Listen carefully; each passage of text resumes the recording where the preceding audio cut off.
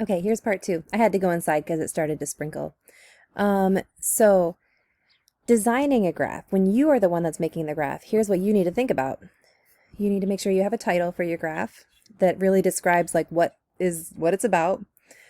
You need to have labeled axes with the variable and the units, and that's really important.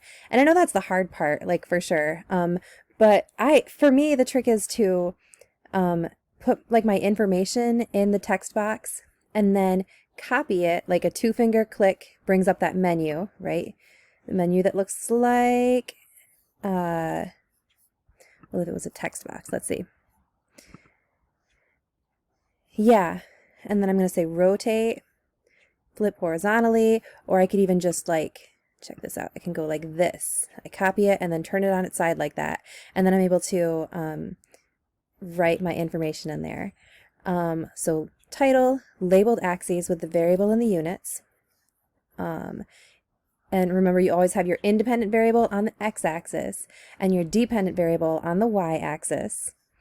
You're going to have evenly spaced scales. So that's really important. And I know that seems like it's finicky, but really it's so important to, like, the first thing you're going to do when you make a graph is you're going to set your scale right, because graphs are like, they are a way of communicating data, and the clearer you can have it, the nicer you can have it laid out, the more of an impact it's going to have. And that's really important. Like, science communication is what makes it all work, right? Because if you're doing cool science but people can't understand what you're doing, then it's not as helpful as if you can translate it for people to like know what's going on. And a graph is a really good way of showing what's going on, like the relationships between two variables. And you also want to have axes that start at 0. So always don't skip to 10 or 20 or anything. If you do need to, like for example, you're going to see, or you saw in the puppy heartbeats graph, that those heartbeats were all between like 99 and like 110 or something like that beats per minute. And so in that case, you draw a squiggle line down here, but you still have 0 here, and then that squiggle line, and then you start at 99 up here. But even then, between 99 and 110, those are going to be evenly spaced. You're going to take up the whole space of the graph, like fill the graph with your data, okay? Like, that's what doing a good job looks like. And as a teacher, like, man, I really see a difference when people take that time at the beginning to spread things out just right, get it set up just right, and then like the actual plotting of the points that's just like, I mean, that's what obviously like what we're looking for, but when you get everything set up just right, then it really makes a big impact in like how your reader can view the graph. So please do take that time. So first step, decide which one is going to be on your y-axis, what's the thing you're interested in looking at, and what is the thing that's keeping the pace of the experiment on the x-axis. Make that scale, knowing what your numbers are going to be, what the range of your data is going to be. And that means, yeah, you're going to count how many boxes you have so you can figure out what is going to be a good multiple there. You can also, yeah, you're trying to fill up the space. So yeah, and you can use multiples of 1, 5, 10, or 20. So here, and you don't have to label every single one either. So like on this one, you can see that each box is like 1 minute, but they only labeled every other one. And that's fine because that makes it less visually, it's not as visually, intense. And it also makes it easier to space out that way if you do it with some space like that. Yep, plot each point. And it's also helpful when you're plotting your points if you use shapes and then color them in. Like this is fine because it's easy to see where those X's are. But yeah, if you draw a shape and give it a color, like even preferably a bright color, and then you can copy and paste it and move it around your graph. Maybe another hint is to not make it super small, because super small things are a lot harder to move and they tend to want to like shift around more than bigger ones. Draw a smooth curve that shows the pattern of the dots. Don't just connect the dots, right? So you're trying to like figure out what that line of best fit is. Sometimes that line is straight and sometimes it's curved, as you guys have seen. So another thing we covered in this unit is different ways of representing the data in a graph. So you could have a scatter plot style graph, which is what this is, or you could have a bar graph. So some advantages and disadvantages of there are advantages and disadvantages of both. So yeah, so okay, stepping back a second. When you organize your data, you want to organize it by the independent variable, as you know, which just makes sense, right? Because that's keeping the pace of your experiment. So you want to be like 0 minutes, 2 minutes, 4 minutes, 6 minutes, 8 minutes, something like that. But then bar graphs are useful. So for example, sometimes you're going to have numbers on both axes, right? You know, minutes on the x-axis and meters on the y-axis.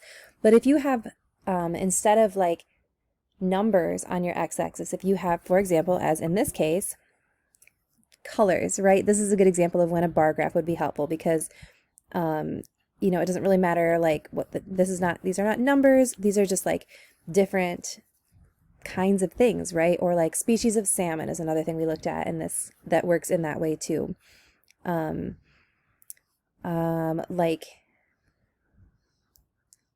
Like ranges of heights was another thing we saw that worked well for that. So it was like between 4, 6, and 5 feet, and 5 feet and 5, 6, and you know, like 5.5 feet to 6 feet kind of thing. So again, advantages and disadvantages to both. Scatter plots can be a bit more complex looking, and that can be helpful, or you know, it just really depends on what you're trying to show. So for this one, like obviously a bar graph would not work for this one because this is showing like that there's not really a relationship between leg length and sprint time. And so that data is kind of all scattered around there. Let's see. So this all comes back to being able to say something visually, like about the science that you've done on a graph and then with words. So a claim, evidence, and reasoning is a way of, again, science communication, taking this visual representation of the data that you collected and being able to say what it is that you discovered, like what it means. Yeah, so the claim is what happened, evidence is what do the numbers you collected say, and what is the reasoning, like why does that make sense? An answer to a question. What are the patterns or actual data points that support the claim? Reasoning, a scientific explanation that explains so yeah, like why does that make sense? Like why did that data take that shape on the graph? Like why is there that relationship between those two things? So here's an example that we did, looking at how conditions in Lake Michigan affect the organisms that live there. So water temperatures at various depths in the lake. So as water depth gets deeper, the temperature gets lower, right? So that is just one aspect of life in the lake, right? But that is one very clear relationship here, that as the depth gets lower, or as the depth, you know, the number of the depth is increasing, it's like negative 225, right? That kind of thing. The temperature is decreasing. So there's a very clear inverse relationship, meaning like as these numbers get bigger, this temperature is getting lower, right? So we can say that as a claim, evidence, and reasoning. So the claim is just like, what do we see there? As water depth increases, more depth, less temperature, right? As water depth increases, the temperature decreases. The evidence here,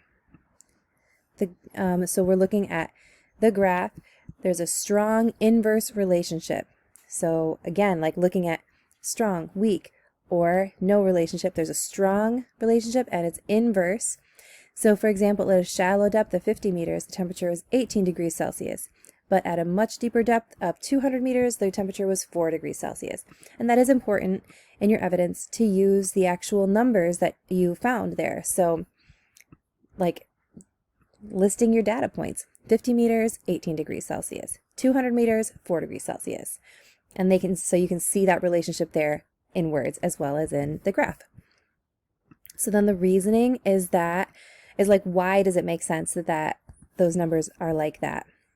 So lakes have different temperatures at different depths due to the intensity of sunlight, right? So the reason why it's colder as you get deeper is because the sun is not getting there as well, right? Yeah, water that is closer to the surface is exposed to direct sunlight, so that's warming it up. Water that's lower, and it is colder because it's not getting sunlight, right? That makes sense. Okay, so now your job is to go and do some practice problems. All right, so I'll get those ready for you right away.